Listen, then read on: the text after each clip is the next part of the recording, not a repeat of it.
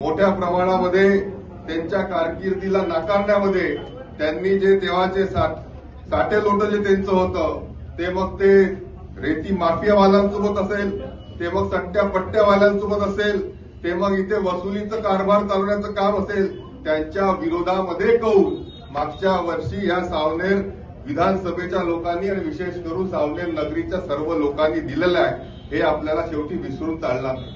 आणि म्हणून आज जर आपल्याच पक्षामध्ये अशा प्रकारचे लोक येणार असतील, आपल्याच पक्षामध्ये रेती माफिया सट्टे पट्टे चालवणारे लोक येणार असतील, तर ती जनता आणि कार्यकर्ते कधी खपून घेणार नाही, हा विश्वास त्या निमित्ताने आपल्या सर्वांना. म्हणून आम्ही जेव्हा पाहतो की महसूल बुडवणारे लोक जेव्हा महसूल मंत्र्यांसोबत राहतात, ते आमच्या मनाला कुठेतरी वेदनादायी ठरतं. महसुली अधिकाऱ्यांवर गाड्या चालवणारे लोक जेव्हा महसूल मंत्र्यांसोबत भारतीय जनता पार्टीचा दुपट्टा घालतात, ते आम्हाला सहजासहजी पचेन असं नक्कीच झालं. आणि म्हणून त्यांचा उमेदवार म्हणून आम्ही इथे निवडून आलो आहे या सर्व लोकांच्या विरोधामध्ये लांब बंद झालं असल्यामुळे.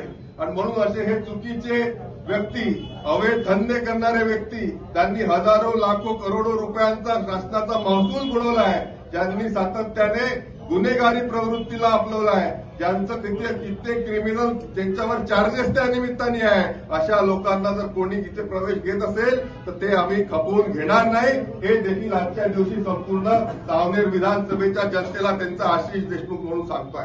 म्हणून अशा या परिस्थितीमध्ये ज्या लोकांचे प्रवेश त्या निमित्ताने झाले आहे, त्यांचं रद्द करण्याचं काम सन्माननीय महसूल मंत्री बावनकुळे साहेबांनी करावं, अशी त्यांना त्या निमित्ताने कळकळीची विनंती करतो. त्यांच्या नेतृत्वावर विश्वास ठेवून आम्ही या जिल्ह्यामध्ये विकासाचं राजकारण करतोय.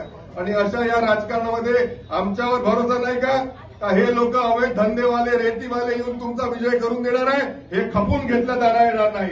आणि म्हणून मी तुम्हाला सांगू इच्छितो की ह्या संपूर्ण 2 दिवसामध्ये तुम्ही ह्या संदर्भामध्ये निर्णय घ्या. या संदर्भामधला त्या निमित्ताने माझी उच्चस्थ लोकांसोबत चर्चा करून द्या.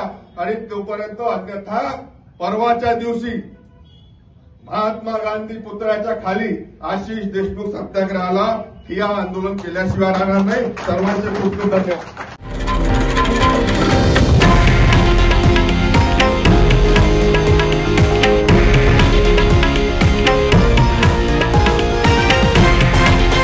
हे आहे देशातील नंबर 1 न्यूज नेटवर्क आणि आपण पाहत आहात TV9 मराठी, एकमेव.